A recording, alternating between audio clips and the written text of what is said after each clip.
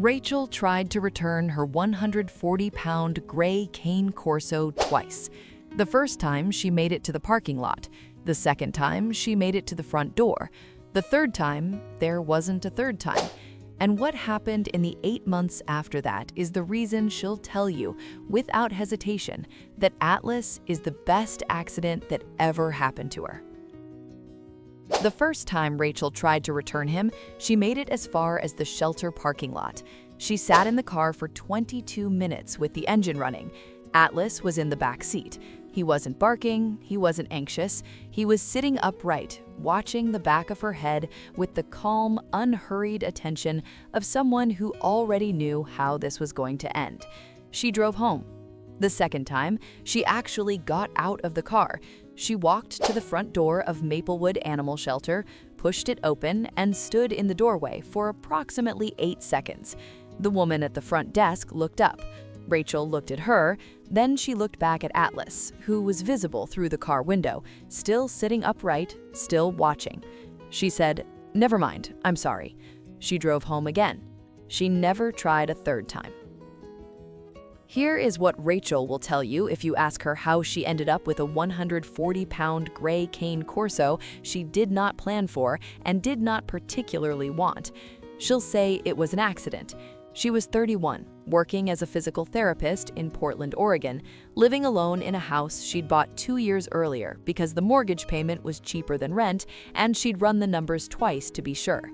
She had a good job, a manageable routine, and exactly zero interest in disrupting either of those things with a dog that weighed more than she did. The Cane Corso was her sister's idea. Her sister Dana had fostered Atlas for 6 weeks, while his previous owner, an older man named Gerald, who'd had him since he was a puppy, moved into assisted living. Gerald had asked the shelter specifically to find someone who would keep him long-term. He was 4 years old, fully trained, housebroken, and, according to Dana, the most well-behaved animal I have ever encountered in my life. Dana was also allergic to dogs and couldn't keep him past the 6 weeks. Rachel said no 3 times over the phone. Then Dana showed up at her door on a Saturday morning with Atlas on a leash, handed her the leash, said just for the weekend, and left before Rachel could form a complete sentence. Atlas walked into the house, did a slow circuit of every room, and then sat in the center of the living room and looked at her. He had the face of a gargoyle and the eyes of something much older and much wiser than either of them. Gray-blue coat, thick neck, wrinkled forehead permanently arranged into an expression of serious consideration. He looked at her the way a doctor looks at an X-ray, like he was reading something she couldn't see herself. "You're not staying," Rachel told him. He blinked once, slowly, and didn't move. The weekend became a week. The week became 2. Rachel called Dana on day 9 and said she was bringing him back. Dana said she was in Seattle for work. Rachel called the shelter directly and scheduled a drop-off for the following Tuesday. Monday night, she couldn't sleep. She told herself it was unrelated. She had a lot on her mind. Work had been busy. It had nothing to do with the 140-pound dog sleeping on the floor beside her, breathing with the deep, even rhythm of something completely at peace. She canceled the Tuesday appointment. She rescheduled for Thursday. Thursday morning, she loaded Atlas into the car, drove to the shelter, sat in the parking lot for 22 minutes, and drove home. She never rescheduled again. What happened after that was not dramatic. There was no single moment, no crisis, no event that made everything clear. It was quieter than that, the specific, accumulating weight of small things. Atlas learned her schedule within the first 2 weeks and adjusted his entirely to match it. When she left for work at 7:15, he was at the door. When she came home at 6, he was at the door. Not anxious, not destructive, just present, like a person who has decided that your comings and goings are worth paying attention to. She stopped finding it strange after the 3rd week. By the 4th, she would have noticed if he wasn't there.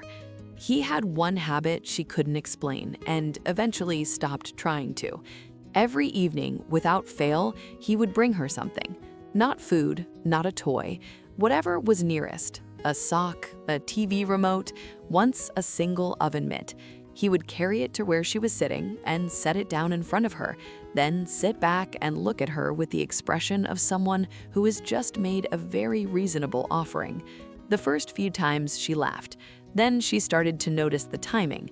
It always happened within minutes of her sitting down, like he'd been watching for the moment she finally stopped moving and decided that was exactly when she needed something from him. Her colleague Marcus, a fellow PT who came over for dinner one evening, watched this happen and said, "He's providing for you. That's a protection instinct. He's bringing you resources." Rachel looked at the oven mitt on the floor between them. "He brought me an oven mitt, Marcus. He doesn't know what an oven mitt is. He knows it's yours and he wants you to have it." She thought about that for a long time afterward. Still here but haven't subscribed yet? That honestly stings. Hit subscribe now. What comes next is the part nobody expected. 8 months after the temporary weekend, Rachel got a call from Dana. Gerald, the original owner, had passed away quietly in his sleep. He had left a note with the shelter asking to be told wherever Atlas ended up. Rachel drove to the shelter the next morning, not to return him, to update the file.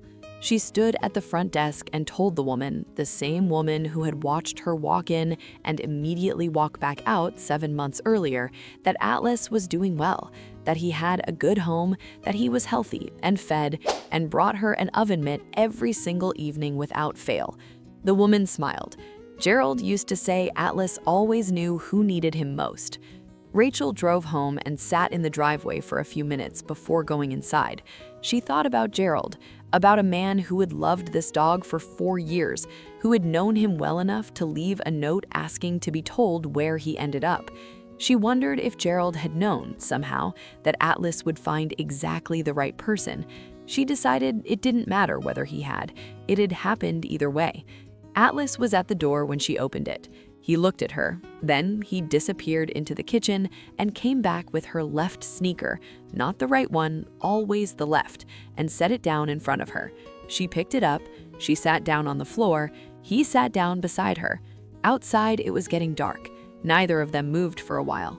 She hadn't planned any of this, she hadn't wanted any of it, and somewhere between a parking lot she couldn't leave and an oven mitt on a living room floor, it had become the most important thing in her life. There are dogs that need you, and then there are dogs that know you need them and refuse to leave until you figure it out yourself. Atlas knew from day one. It just took Rachel a little longer to catch up. Would you have returned him? Or did you already know reading this that she never really could? Tell me in the comments.